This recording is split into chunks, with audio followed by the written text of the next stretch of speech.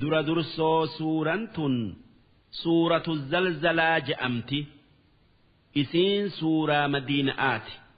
aayaanni isi'ii 8 lakkooysi isi'ii 99 isiin eegaa suuratu nisaa'ii buute bismillaahi irrahmaani irrahiim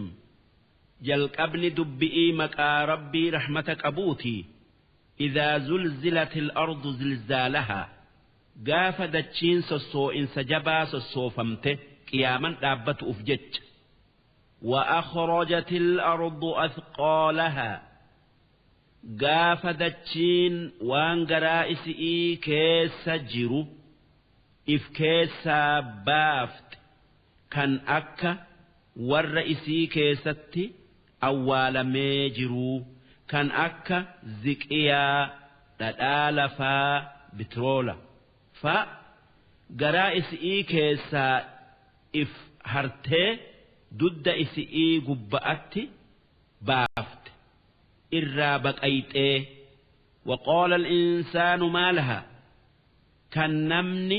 kaafiraa kan eega du'anii ka'uu hin yaanne takkaa moromu hoggaa dachiin sossootee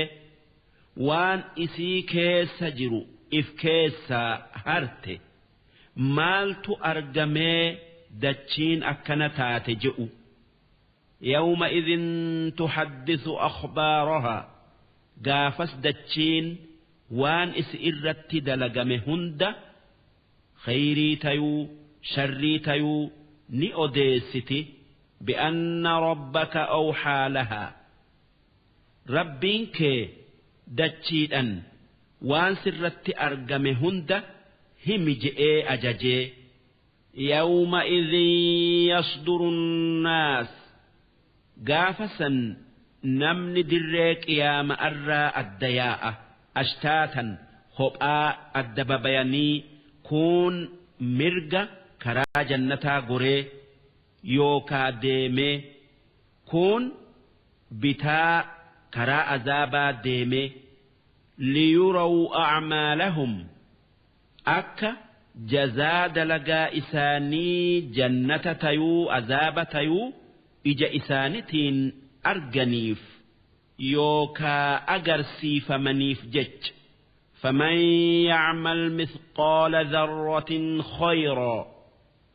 duuba namni dalagaa gaarii odoo waan xiqqoo hanga mixi illee taatee dalage yara sawaaba khayrii yookaa waan gaarii sanii ni argata takkaa ni arga ومن يعمل مثقال ذرة شرا نمني شري أدوت إكو هنغمت إلي تاتي دلقي يرى قطعات إسيطا أرجو أفتاء دوب نمني كنقبك أبو أكمين خيري ديسي شري دلقة تناف نبي محمد نجيني إسان الرتهاجراتو تولنا ما أولتو تك آجتي تولا أولو هنديسين odoo bishaan okolee jalatti hafe nama dhugaatii fedhuuf curuursullee taate odoo obboleessa kee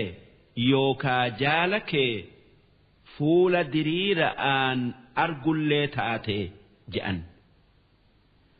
Ormi islaamaa nama waa kadhatuuf waan xiqqoo harkaa qaban. homaa isaan gootu takkaa sawaaba ittiin argannu je'anii kennuu dhiifnan takkaa isaan rabbiin waan gurguddoo malee waan xixiqqoo irratti naman qixaaxuu seenan ammas rabbiin waan gurguddoo irratti sawaaba namaa kenna malee waan xixiqqoodhaan mitii seenan rabbiin aayata tana buusee wanni isin dalaydan hangamuu haa xiqqaattu yoo khayrii taate sawaaba irratti argattan yoo sharrii taate irratti qixaaxamtan je'ee dalagaa khayri itti isaan mirqaansee sharri irraa isaan fageesse tafsiira suuraa caad